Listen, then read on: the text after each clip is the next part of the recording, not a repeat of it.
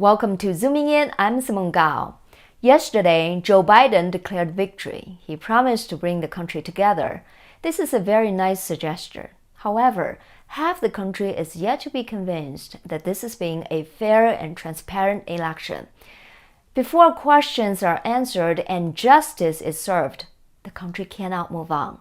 So today, we will continue to talk about what really happened to this election, specifically what happened in the morning of November 4th. On the election night, when most people went to bed, they had the impression that Donald Trump was in a good position to win, polling a large single-digit or double-digit lead in most battleground states when over 75% of the votes had already been counted. However, the next morning, people woke up to big surprises. Trump's lead in Michigan and Wisconsin disappeared. Distance between the two candidates in other battleground states had significantly narrowed. A lot happened during that night. Some seemed to be clerical mistakes that led to incorrect ballot counts. But even after the mistake was corrected, there are still questions left to be answered. In this episode of Zooming In, I talked to a Detroit election challenger who worked on a shift on election night and the next morning to observe ballot counts. What she saw and experienced during that period is very concerning. It raised more questions on the transparency and legitimacy of this election rather than clearing those doubts for us. These are important facts for our country, no matter what the election results would be eventually. So let's get started learning these facts. Chen Schmidt is a volunteer election challenger in Wayne County, Michigan. Although she is an independent herself, she was asked by her Republican friends to volunteer as a Republican challenger. Her shift was from 10 p.m. November 3rd, the election day, to 5 a.m. the next morning at the TCF Center in downtown Detroit. Her center only counts absentee ballots. So around 11 o'clock, taking care of.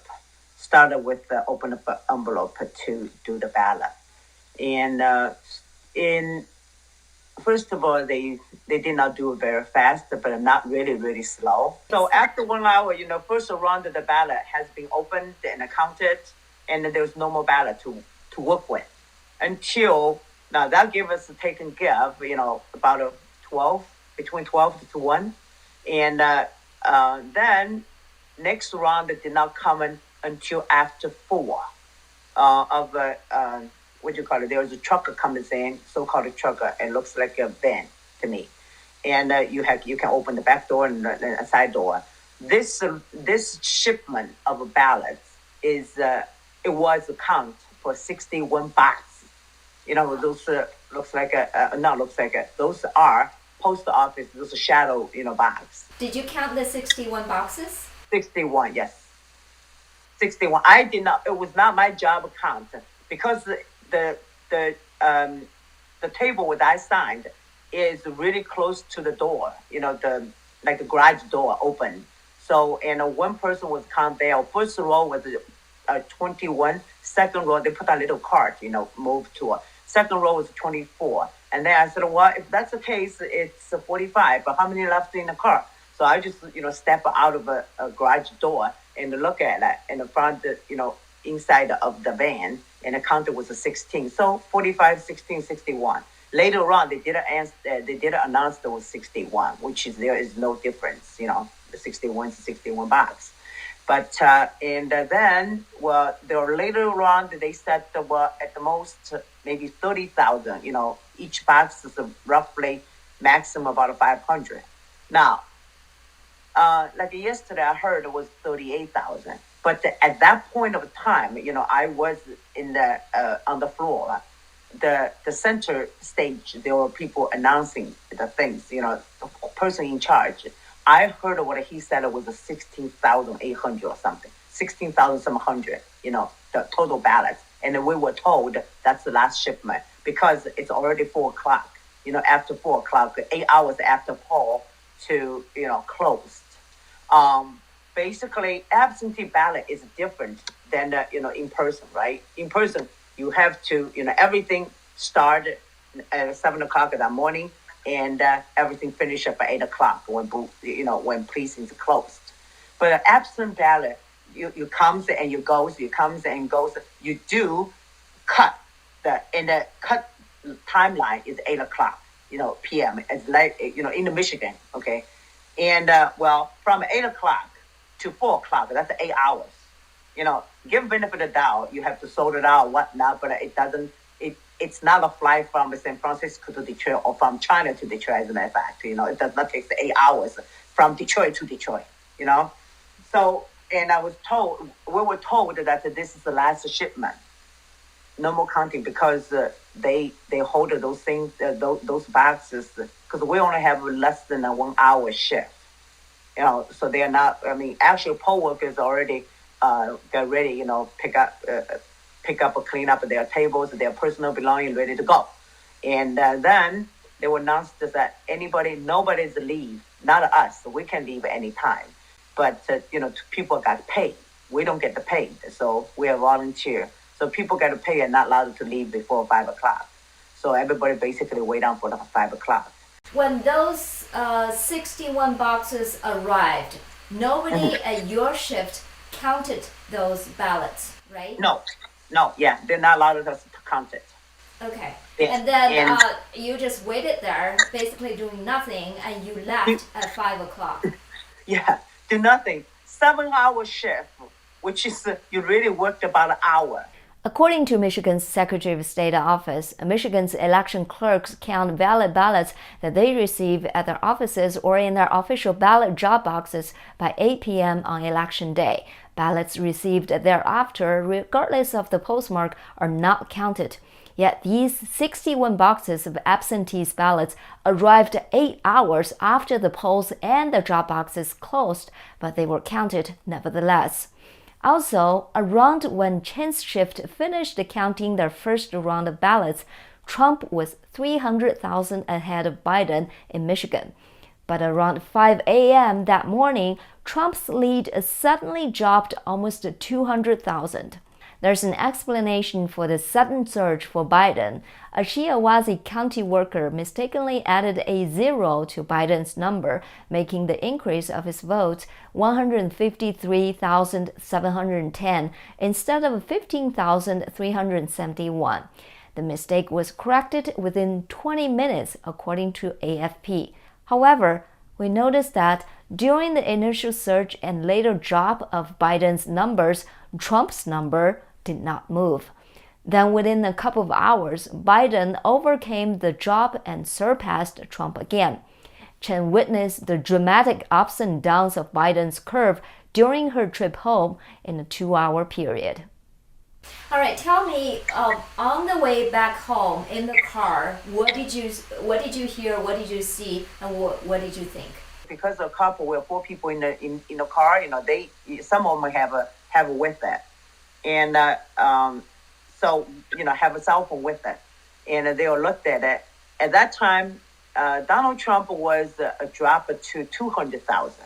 Okay, and then later on clarified one of a county, which is the Shiawassee County. And it's not come from my phone. It's come from the person next to me. And the Shiawassee County mistakenly give Biden 150,000 votes versus the reality was 15,000. Basically, just add on the 10.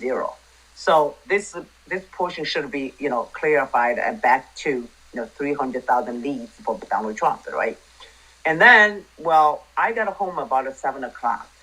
And then I heard that, Donald Trump is, Joe Biden had out of 130,000 or something extra vote. We were thinking, wait, in our place, it's only about a whole day, it was at $50,000 vote, meaning that's from the day and night shift, So where this 100,000 vote come from, Chen was not at the TCF Center to observe how the poll workers counted the newly arrived 13,800 ballots, but a later report showed the Republican observance at the center later that day was greatly impeded.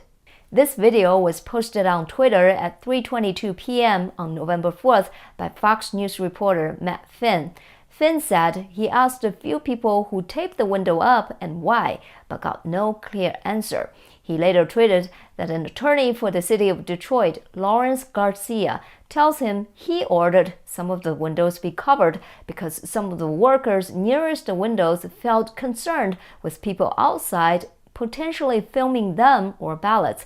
Not all the windows were blocked. This is not the only time when observers at the TCF Center were obstructed. Chen told me they were constantly intimidated and harassed by the so-called challengers from the other side. They are very much intimidate the people. What happens is that in my particular case, okay, it's people surround you because they all of a sudden when the ballot started opening, the envelope started opening, counted the ballot, and all of a sudden just come out a bunch of people I did not see it. And those people are like immobilized. There is one person, like a middle-aged man, had an earpiece. And it seems to me he's directing people, it's like a group of people. Now, I had one case that we see them make a copy of the ballot, okay? So I'm not experienced. I asked another person to help me to communicate with them. Ask, can we see it? Why? Can we ask you a reason why you're copying? You know what I mean? So, and this gentleman was talking for me, okay? I'm kind of a little timid, right? So, and guess what? I was distant because, I was not right next to the table. He had to ask a question. You don't ask a question from 6 to 8 feet. So he was there. All of a sudden, people hop on him, started, cause trouble. Go like, oh, you have to distance, you have to this and that. And by law, we can't asking for, question and to get close to the table, but not in the long period of time. When you ask a question, you retreat. And then before I noticed, and all of a sudden we are surrounding by a 360 degree around, people around us.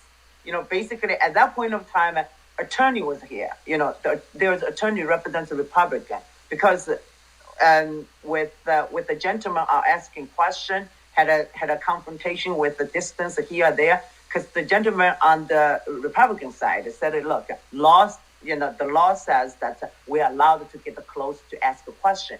The other side of the say, no, you're not allowed to. Meanwhile, they are really very much into our personal space, not less than the 6 feet. Basically you're like a face to face. So I'm thinking, wait, you asking, now I did not say anything, but I'm just thinking, you ask, other people to keep the social distance 6 feet, but yourself, it's within a foot, in the other person's face. How that works, how that makes a logical sense, right? But you really don't want to, how do I say, engage the argument with those people because they look very rough. I mean, it's very intimidating, what I can say. And then there's a person behind you, there's a person right side of you, the person left side of you, the person right front of you, and there's some people between all those. And then I looked around it. I told the attorney, I said, what happened to us? We're in an isolated island. Looks like you're surrounded with some strange people, It's like if you want to go somewhere, you're not allowed to, kind of a feeling. But this thing's happened to me twice. And, you can do the best you can do, not basically. Best you can do, just keep it quiet, and then you don't talk. So ultimately, there's no confrontation.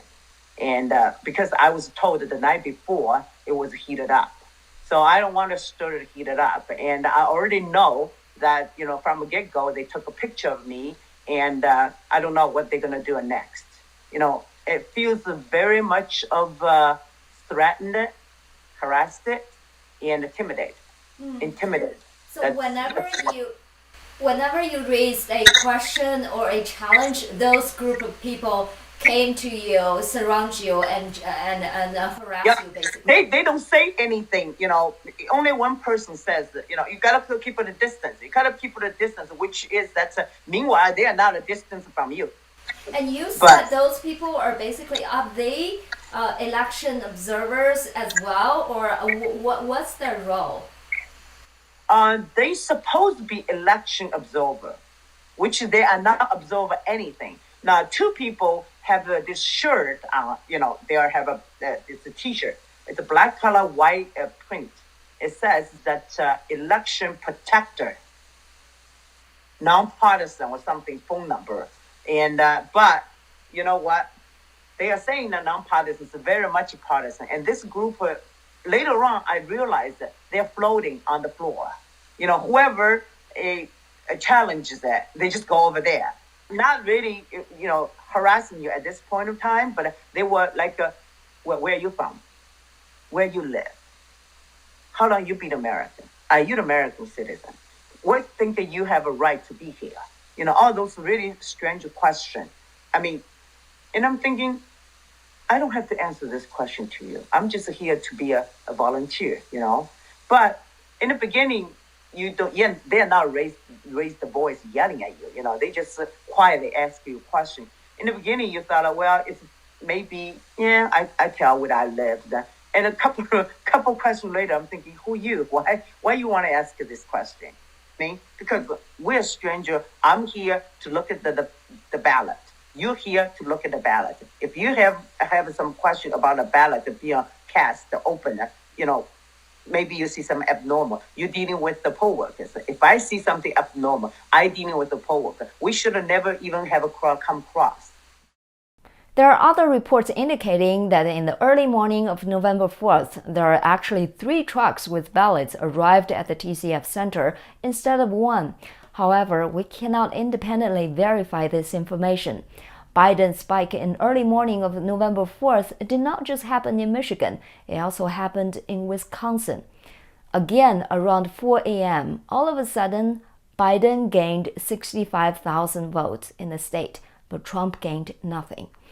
Joe Biden declared victory yesterday, but until these questions are answered and justice is served, it is very likely that a big portion of the country will not be ready to move on. Thanks for watching Zooming In. I'm Simone Gao. Stay safe and stay free. See you next time.